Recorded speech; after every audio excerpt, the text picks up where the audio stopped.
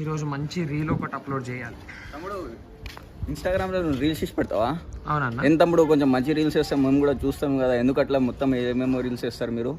నీ Instagram field ఏమొస్తుంది అన్న? అదే ఊకుకే అవి ఏంది ట్రైన్లు గుద్దుకోయినాయి, హైదరాబాద్లో వాటర్ వచ్చేసింది, వీళ్ళు ఆ వాటర్లో మునిగి చనిపోయింది. నా హార్ట్ చాలా వీక్ తమ్ముడు, నేను మస్తు బాధ అనిపిస్తుంది తెలుసా అవన్నీ చూస్తే.